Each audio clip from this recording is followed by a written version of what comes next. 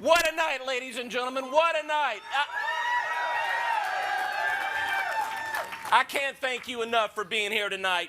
Man, can we have a time when it's not hot as hell in here? My God. Every speech I give is 400 degrees. Look, I want to start. There's a lot of people to thank, but I have to start. I have to start with my family. I'm going to start with my wife, Jennifer. If it wasn't for her, I wouldn't have been able to do what I needed to do to get this done. Jennifer, thank you.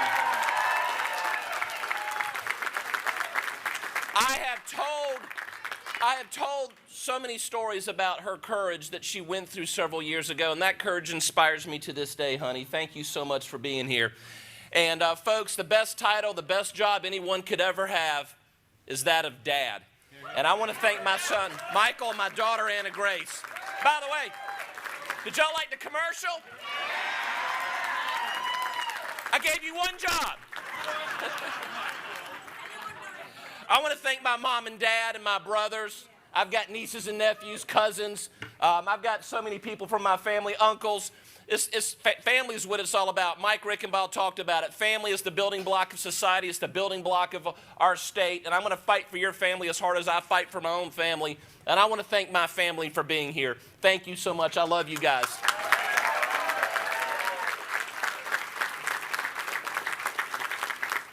Real quick, they surprised me. I didn't know they were coming in, but I got another family. I got to work as Attorney General for the last 16 years, and I got to make some of the best friends of my life. And I want to thank the Attorney General of Arkansas, Tim Griffin, who was here. I don't know where Tim is standing, but he's over here waving at me. Attorney General Liz Murrill from Louisiana. And my dear friend, Governor Jeff Landry from the great state of Louisiana. Aren't you like an emissary to like Greenland or something? Anyway, South Carolina. But folks, if I start doing the name thing, it will be here all night. But I also want to talk about the Rickenbaughs.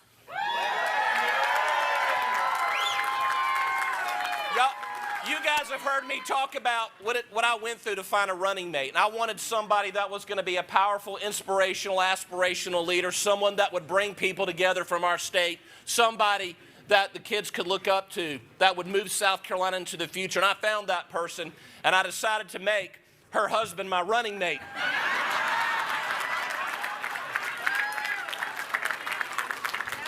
In all seriousness, Mike and Sharice, you've literally become like my family. And when we started talking in I guess it was August, we had our first conversation, and the decision was made in early December, ladies and gentlemen. I remember talking to Mike, and when I asked him what was the most important issue facing South Carolina, it was his answer that really sealed the deal for me. It made me want to make him my running mate, to make him my partner in this journey. And he said, families. It's all about families. And I never forgot about that, and I will never forget that, Mike. So thank you so much. I want to thank the hundreds, if not thousands, of volunteers. The volunteers who were out there in the heat, the sun, the rain.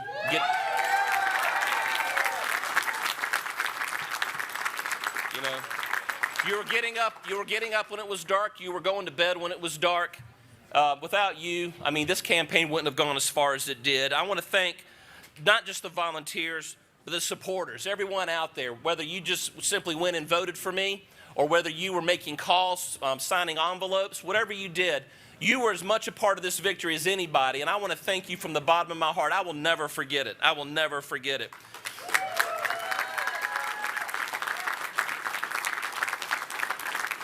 I want to thank my campaign staff, folks, the campaign staff. I mean, let me tell you something. We started off a small group, but we began to grow, and now we have, I think, over 20 people on our staff canvassing the state, and it's the staff that really, made this campaign go. And you know who you are, and if I start doing the names, we'll be here all night, but I want to thank my staff because you sustain me, guys.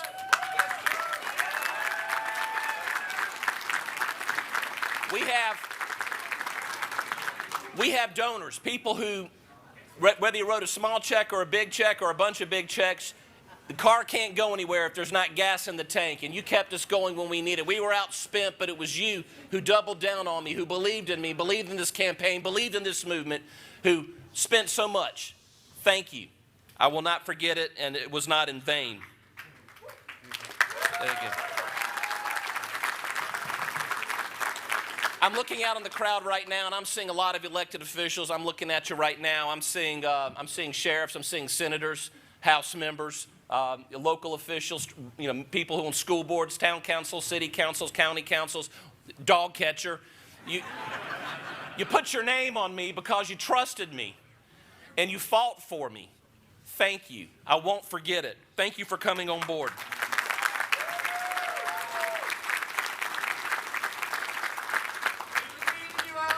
Thank you. I want to thank God. I know that seems cliche to thank God. I told you guys 2 weeks ago, and I'm going to tell you again tonight. This morning when I woke up, I prayed, and I didn't pray for a win. I prayed to be in God's will. And if God's will was for me to lose, I was praying that He would give me the grace to accept it. And if His will was for me to win, I would pray for the courage and the wisdom to do what needs to be done to lead this state into the future. And so I want to thank God. Folks, I want to also, a number of people ran for this race. There was a lot of competition over the last year, and I want to give a shout out because they didn't have to. But I want to thank Josh Kimbrell, who endorsed me before the primary even. Josh is a firebrand in the Senate. He's going to continue to help fight to move South Carolina forward, and I look forward to working with him. I want to thank Nancy Mace. And I want to say, things didn't start out too cool with Nancy and me. I don't know where Nancy's not here right now. She couldn't be, or she's out of town, but I want to thank her. But once we got a chance to sit down and once we got a chance to talk, we were both able to rise above our differences. We were able to come together. And on election night 2 weeks ago, she decisively and early, the first one to endorse me after the polls closed. Right after they called the race, she was the first call I got. And she jumped on board. And I want to give her a shout out to say thank you, Nancy, for your support. I want to thank Ralph Norman. Congressman Ralph Norman, who was a very honorable man. He is a man with strong beliefs. He was a conservative juggernaut who believed in a movement, and I believe in that movement too. And he was a little bit more thoughtful. He took a little longer, but we had several conversations. No, that's a good thing. He wanted to make sure he got it right. And I remember sitting down and we had a conversation. I want to thank Congressman Norman. I want to thank his family for their service to the state of South Carolina. I want to thank Ron Reddy, who is an outsider businessman with a real message of reform, and he brought a lot to the table, and a lot, if not all of what he talked about, I support and agree with, and I appreciate him being part of this race and being part of this movement as well. Folks, they each brought something unique to this election cycle, and all of these candidates, while we were competing against each other, they made me a better candidate. They taught me resilience. They helped me find the courage I needed to find. They lifted me up by pushing against me. And I pushed against them because that's what you do in a competition. But I want to thank them. I want to thank the supporters. I invited all the supporters of Mr. Kimbrell, Ms. Mace, Mr. Norman, and Mr. Reddy to come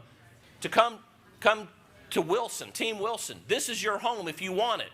Not only did they come here, man, they literally kicked open the door and they started sleeping here full time, right? It was like a frat house. All over the state, people from these camps, they said, Alan, we're going to give you a chance, and we're going to choose to believe in you. And I want to thank the supporters from all of those camps who gave me the chance to represent you these last 2 weeks. I also want to thank Pamela Yvette. And like I said with the other, I would encourage you to applaud her.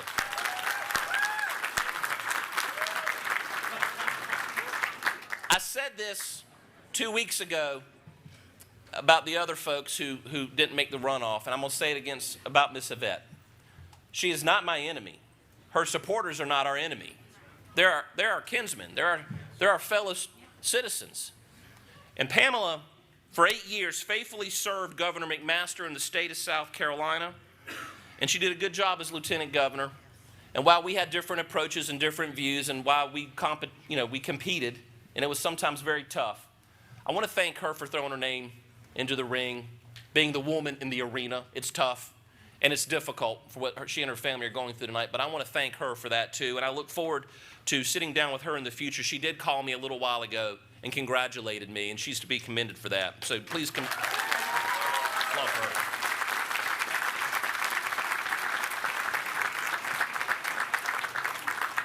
To all of the Yvette supporters out there, you fought hard for your candidate. You fought hard for her, and you're to be commended. I would ask that you give me the opportunity to fight for you as we go into the general election. Give me that opportunity, and I will fight as hard for you as you fought for her.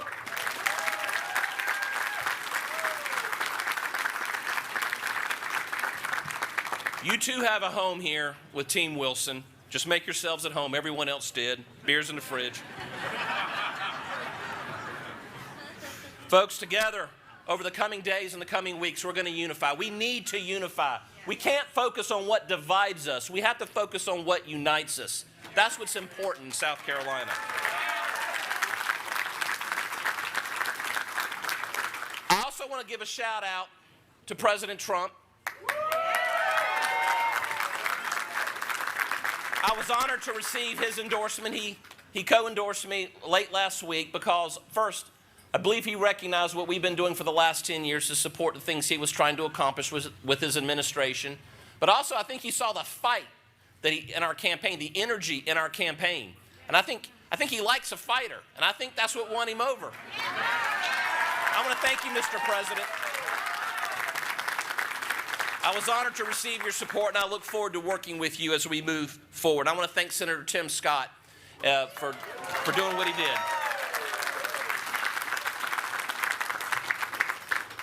Ladies and gentlemen, I aspire not to be a transitional governor, but to be a transformational governor. People are skeptical. So many people across the state of South Carolina are skeptical about their government. They've become cynical. They're tired of the status quo. They're tired of elected officials just saying whatever they can say to get elected. But folks, I'm telling you, that is over. Here's what we're going to do. 3 things. I'm going to do a bunch of things, but 3 things I want to highlight for you. We're going to launch the Families First Audit Initiative. That's our version of DOGE. That's a complete top-bottom audit of all state government agencies. We're going to allow for public comment. We're going to let you take your government back, and then we're going to lay out a roadmap for real reform to make government more efficient, more accountable, more receptive, and better all around. And that's going to start the Families First Audit Initiative that Mike Rickenbaugh is going to lead. We're going to prioritize infrastructure. We're going to fix our roads and our bridges and expand our energy grid. We're going to modernize the Department of Transportation. And finally, let me be very clear. The era of bad corporate deals that cost taxpayers of billions of dollars are over.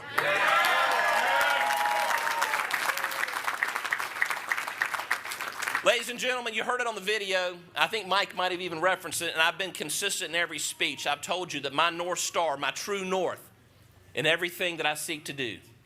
When I wake up in the morning, when I go to bed at night, these will be the thoughts going through my head. And Mike and I have committed to doing this as governor and lieutenant governor. Our number 1 goal will be to make living in our state more affordable for your families. To make our economy more profitable for your businesses. And to make our government more accountable to you. We're going to fight to eliminate the income tax, reduce your property taxes, DOGE, fraud, waste, and abuse from government, fix our crumbling roads and bridges, lower our utility rates, promote a kids first education agenda, reform our judicial selection process, and much, much more. It is coming. You have my word.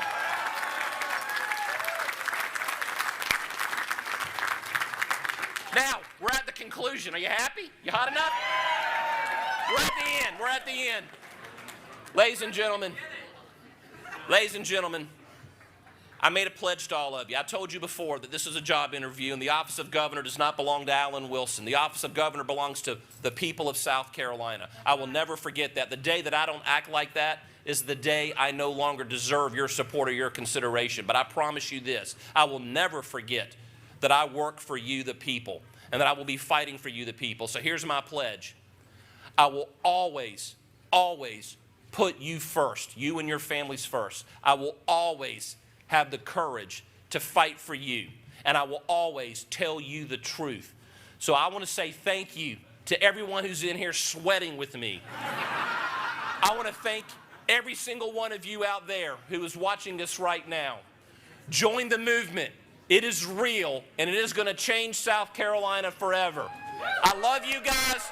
God bless you, and God bless the great state of South Carolina. All right.